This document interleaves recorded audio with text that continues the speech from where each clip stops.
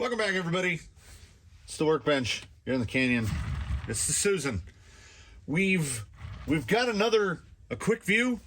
This one came to me not while raking, but just spawned out of nowhere. We've got today's unwitting participant. We're not sure if he's unwilling, but he's definitely unwitting. He did not know this was going to happen, as I didn't know this was going to happen. So what we've got going is we can make this guy go, but here is his spur and pinion. So we are going to eschew the spur and pinion, at least for testing purposes, in exchange for, how can I rotate this so it can be seen? There we are. Let's zoom around a little. So we're trying out the Amazon belt drive. And this is not my first mess about with the Amazon belt drive. Here we have one of the 3mm bore variety. I needed a 5mm bore, as this guy is on an outrunner. So, in my experience with these in the past, what I can tell you is that I'm not an engineer. So, this thing is around 35, 36 teeth. This thing is 12 or 13. I'm not good at counting them with my ham fingers. And then you get the belt. So what the belt is going to do is it's going to reverse your rotation. So you're going to have to reverse the rotation of your motor, because you have this where, can I make it? Yeah. You have that where you once had this. So if the pinion is turning this way, the spur is turning the opposite. They turn towards each other. Well, there's a belt in the middle here, so the spur and the pinion turn the same direction. What I do know about them, in my experience with them on 3mm, I believe Yella had one for a little while, is it's going to make you go faster. You have no effective way of changing your RPM, because this is the ratio you have. You have just one ratio. So that's about 3-to-1, and I was running, that's a 1556. So we're going up a little. So in order to compensate for that going up a little, going from that to that, I took his motor out as well. This was a 900 kV. And we put in a 760. Now you might say, why would you go through all this hassle? You've removed the ability to select gear ratios. It's not super finicky to get it installed, other than setting your belt tension correctly.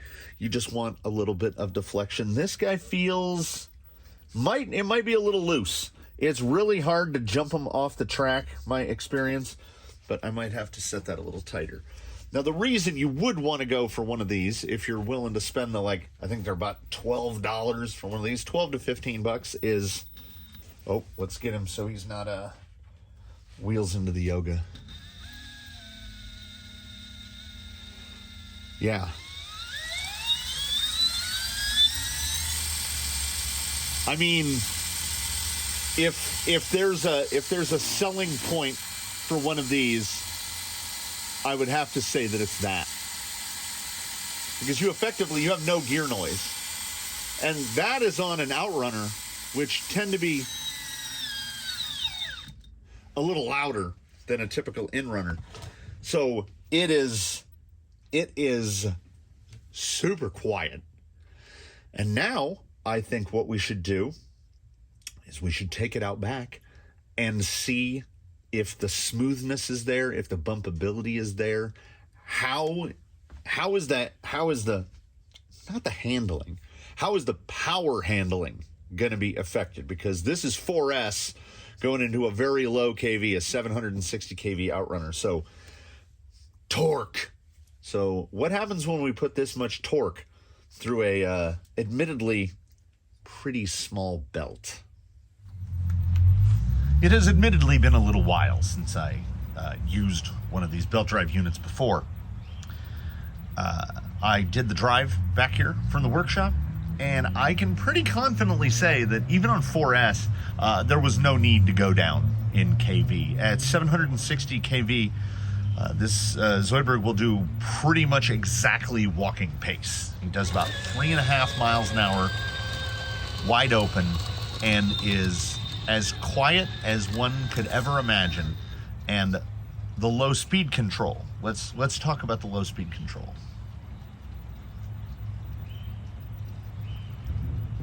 It's something about the fidelity, right?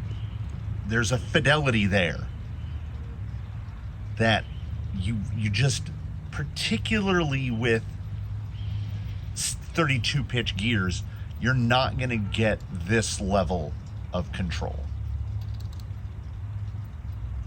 And just absolute silence. I can hear the suspension creaking. Get a little volume coming in as we tip in a little higher.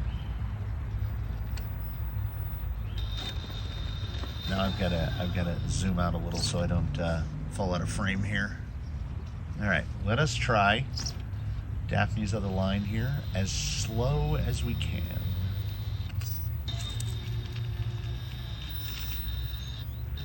We will try some bump elsewhere. Okay, I'm really up too high on that entry. But, okay, no one can hit that mark that high. No one. I don't see how he's potentially going to pull the rear end over that. So we'll try to scoot it. Front wheels are no longer in contact. Try to pivot it back around the other way. Yeah, I've got the skid in. I honestly, at that point, I got to where I was like, can he breach straight over the face of that rock, which no one can. So again, the low speed is insane.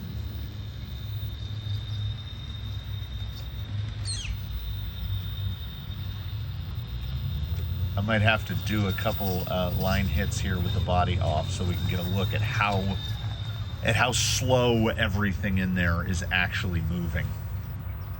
Let me find a spot. Can I get a spot right in here where we can bump it?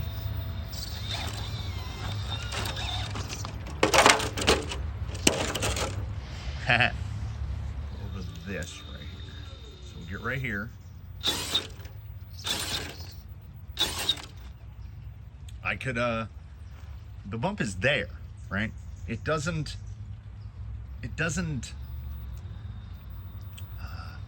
taper in. Like, the power is pretty immediate. Like, watch the front and rear. It's pretty immediate. Honestly, it takes some getting used to how quiet it is. Yeah, I'm doing a lot of four-wheel steer rolling here. But the ability to just... that's crazy. And there's no sound coming out of that thing. Let's straight up here.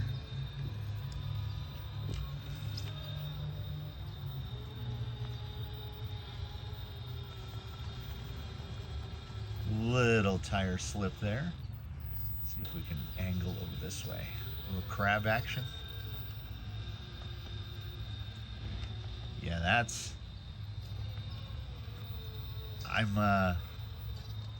like I say, I have some prior experience, but that's pretty impressive.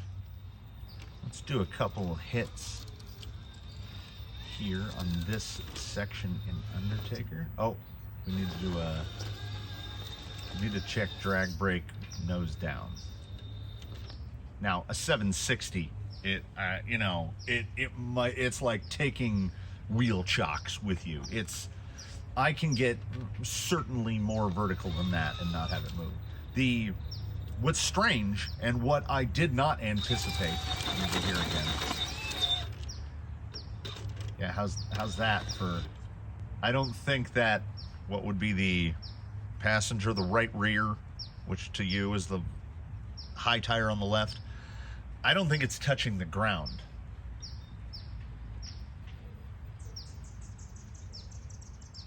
Yeah, that's a lot of low KV.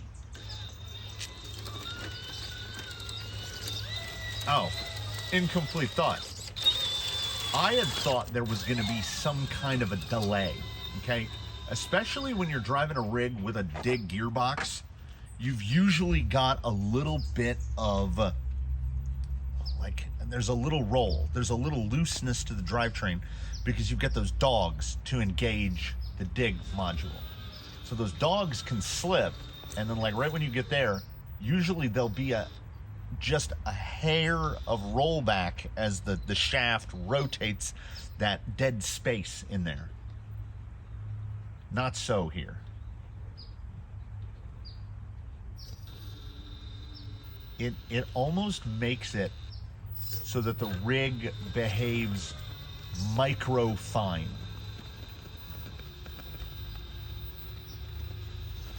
Just trying to get a little more right there, but I think the tires, oh, come on.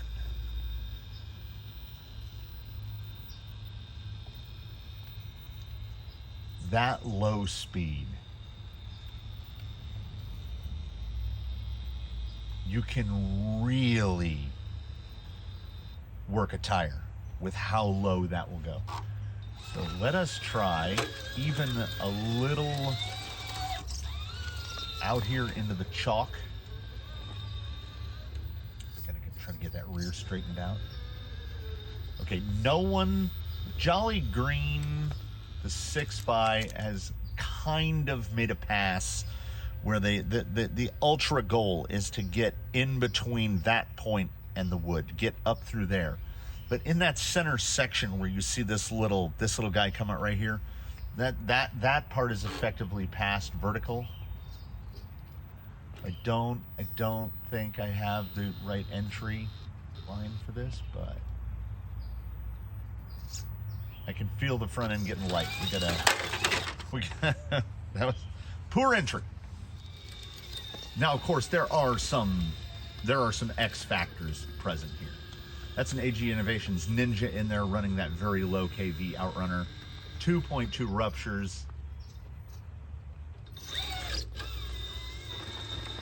This is a guy with all the tools. LCG chassis with the kicked skid.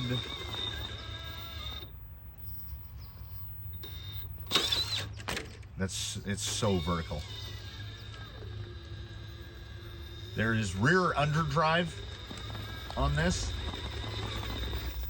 So that's when the initial tip in, I want to get to a spot where I can kind of exhibit it. At initial tip in, you can actually, this is the first time I've been able to get something that has so much low speed control that you can actually see the underdrive in effect. When I initially tip in, you can see the front wheel start to move before the rear wheel.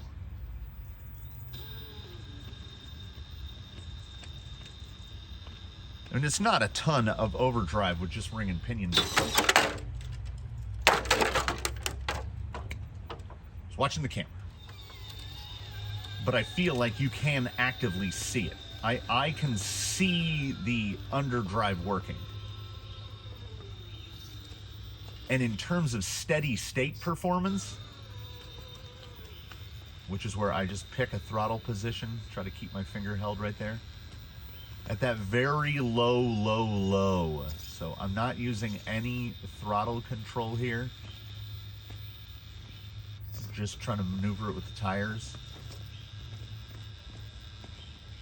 You can see those rears trying to catch, and then they release.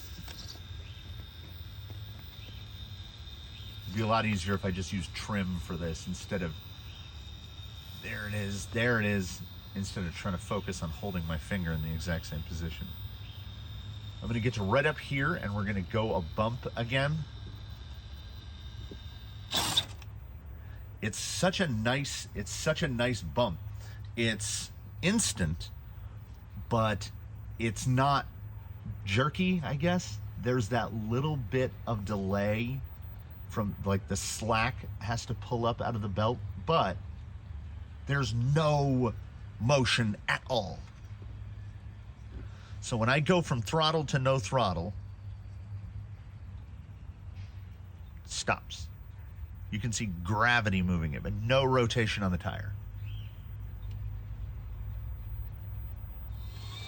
So what I would not jump out and say is that this is something that will utterly transform a vehicle from the beginning. You can't take a stock whatever, right? Any sort of 10-2-3 gearbox, you can fit one of these on. It'll fit on a Stealth, it'll fit on one of the Amazon Dig gearboxes, it'll fit on a 10-2 stock gearbox.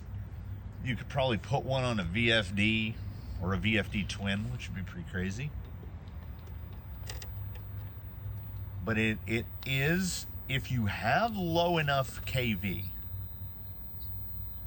it is like purchasing low speed control. And then the drag brake, I do love an electronic anchor. So we're not gonna try the right hand notch there, just what's right above his roof to the right hand. That's the usual slot to get the tire in to get up and over this. Where it's getting funneled right now. I want to go more to the left.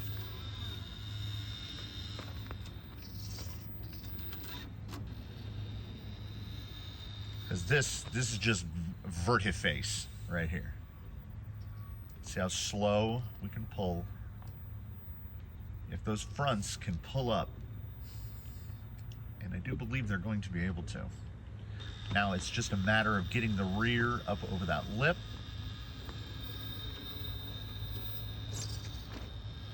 Try a little crab.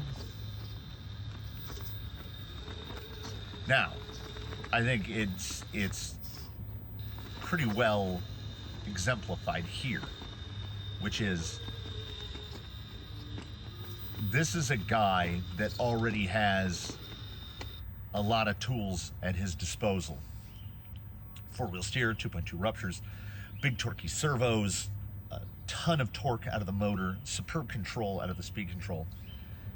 This is the right on the top. I didn't know that I needed this until I came out here to wheel this. Front's getting a little high. I'm gonna try to push it back. Like, okay, there we go. Oh. That's 1.5 tires in contact, and it's like being plugged into the ground. I can do the dumbest stuff here.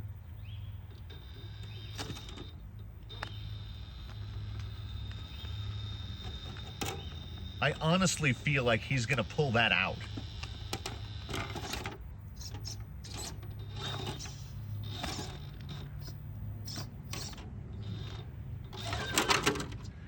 Oh, there we go.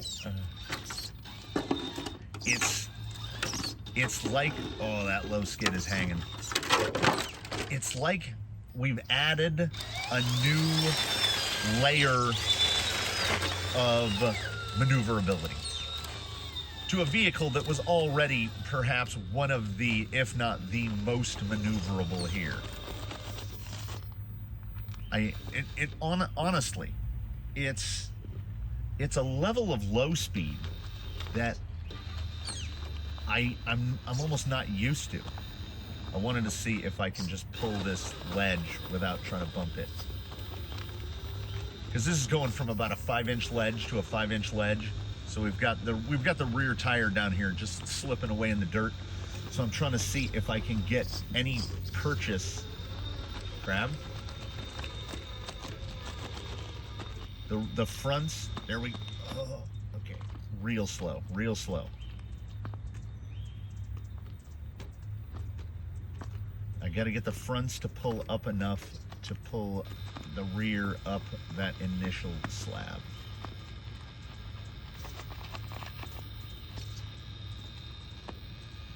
And you can just maneuver him into place. Wherever you need this guy to go, he'll go there. We're just gonna low speed assault this right here. Across this slippery side face here. Dragging the belly a little, but doesn't matter.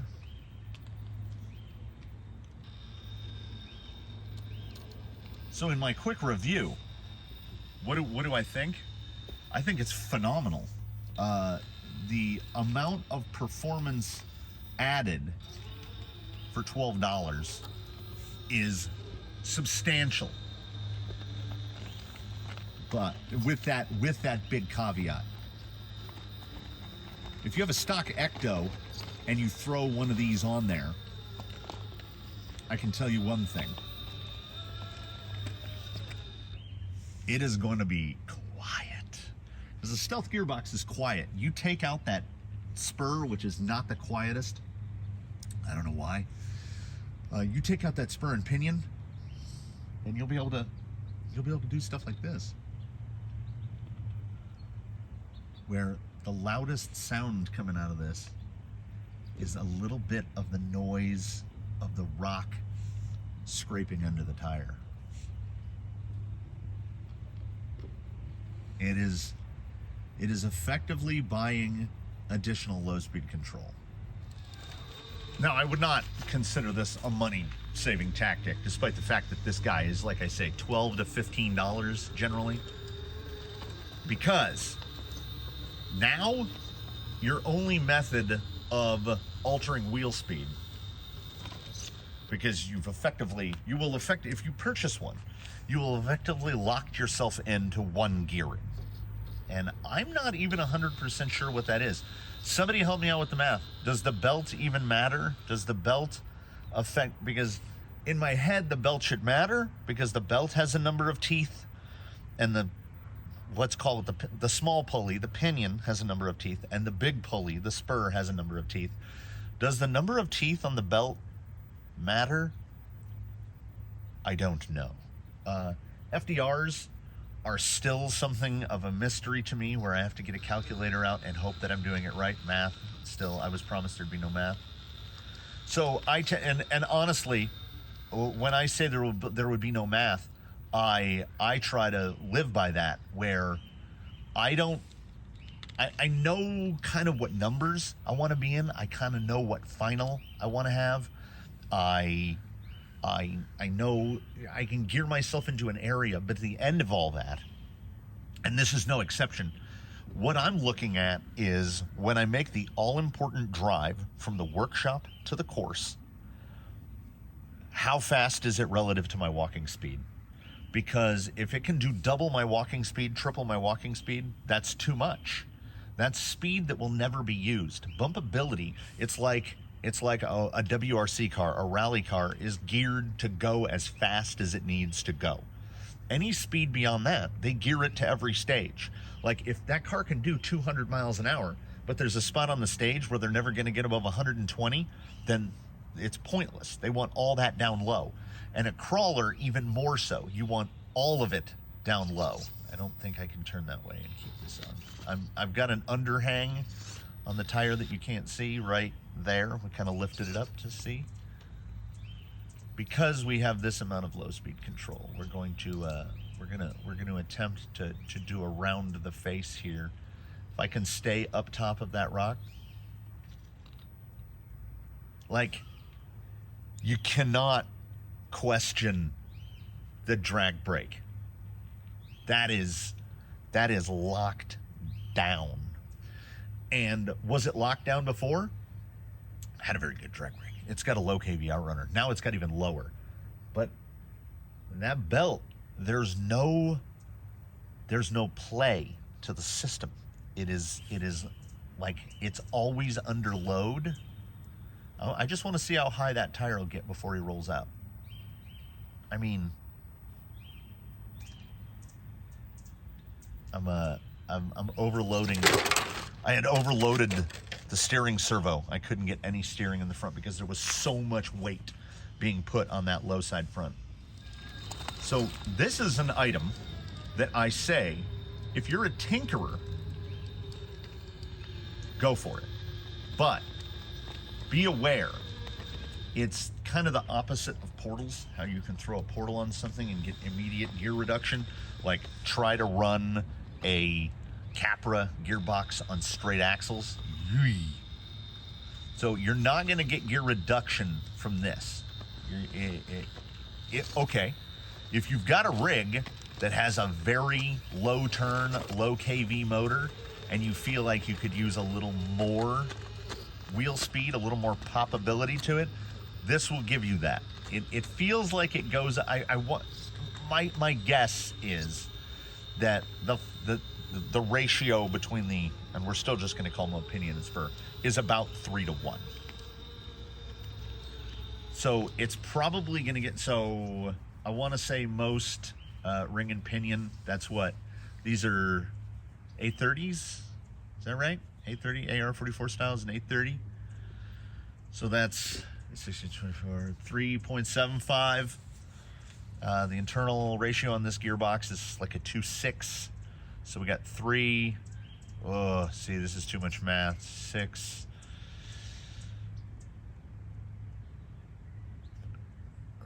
11. It's under 40-to-1. It's between 35-to-1 and 40-to-1 final, which on a 760 is perhaps more than enough.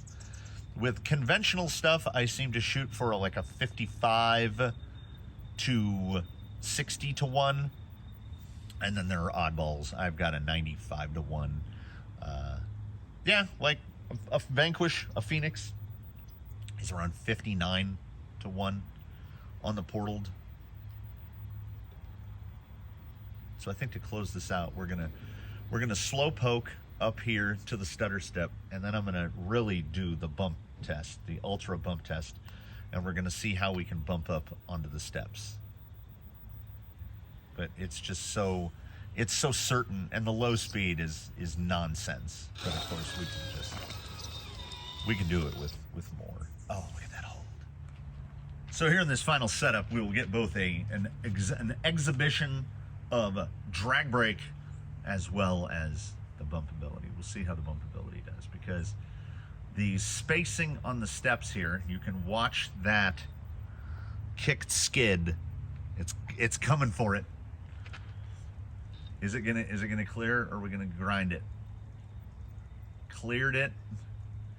Now, if he can make this without bumping it, that will be honestly terrifying, because right there, you realize that's kind of a worst case scenario. Front and rear tires are on a broken slope of over 45 degrees. So that is a 100% plus grade for both tires. And we let it loose, and it will just, you can see gravity trying to pull it. Zero rotation on the tire.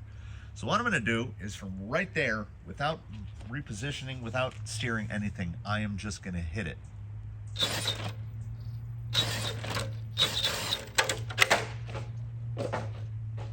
Sometimes that's what happens when you just hit it. So this is where I'm in a middle place, which is, I love the bite of this 760.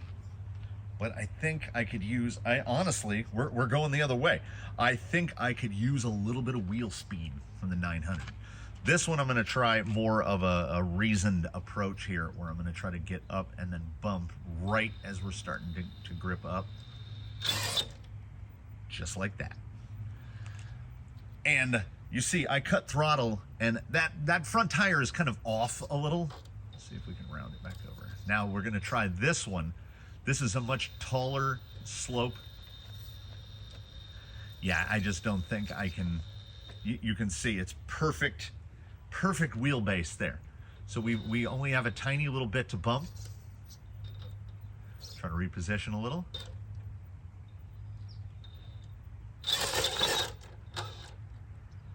I don't think anyone has done that as well as was just done there, including Zoidberg himself. That was to me, that was a commitment to the belt drive unit.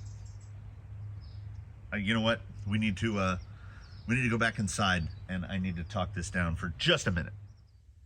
At the end of the day, at the end of the discussion, this is two little aluminum jobbies and a little toothed belt that goes in between.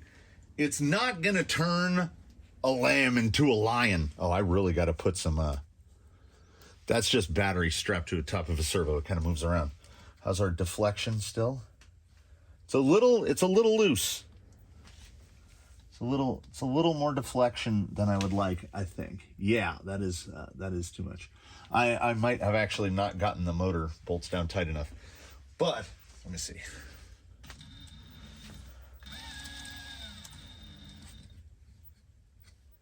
Yeah, needs to be a little tighter. So that was on a loose belt.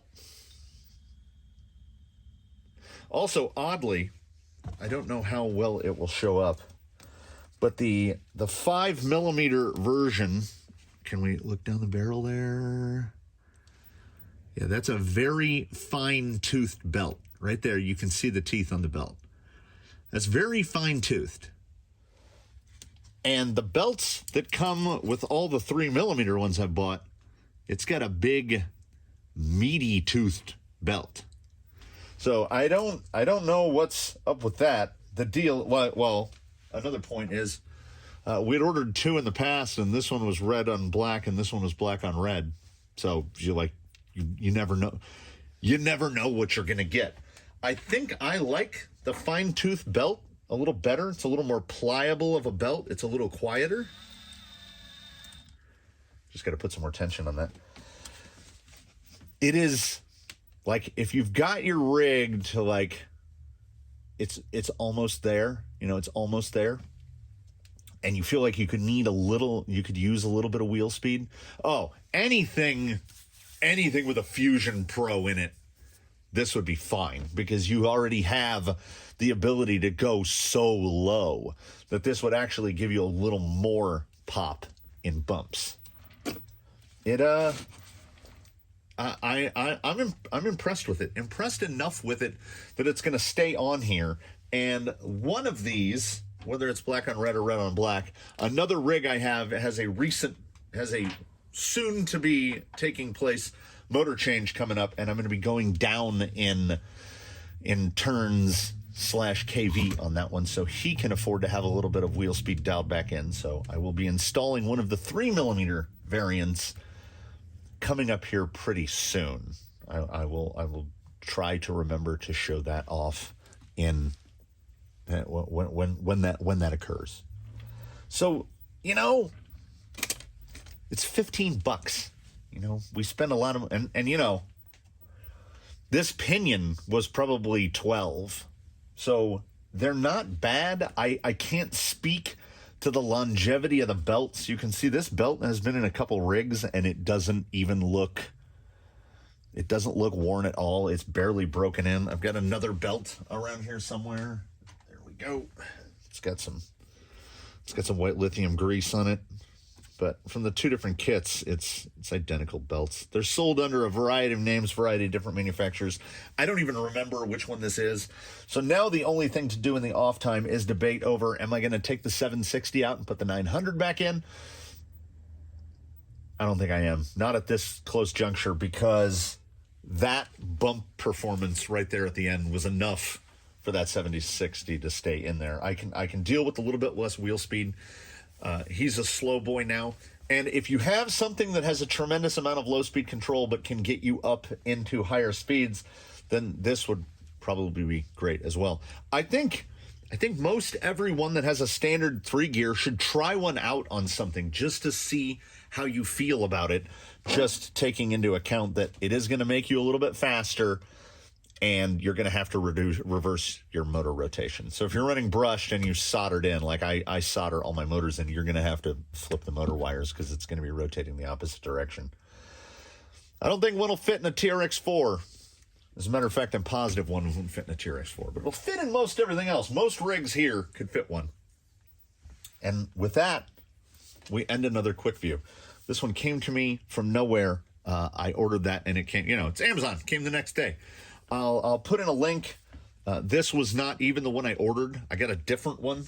This one actually came with the slipper pads. This one is supposed to go in a slipper. Well, so like with the regular plates, you put it in a 10-2 and the plates will fit right in it. And I wanted this kind, which is what it was supposed to be. And they They sent me that one. You never know what you're going to get. But if you've got a little bit of parts laying around, you can make it work. So, I hope you enjoyed, everybody. If you've been on the fence about spending a whopping $15, I've spent more on scale screws. So if you're on the fence about buying one, give one a try. It might not be for everyone, and it might not perfect the feel of the rig to you. But for me, this was right there. And can I go even slower? Yeah, I can. Can go even slower.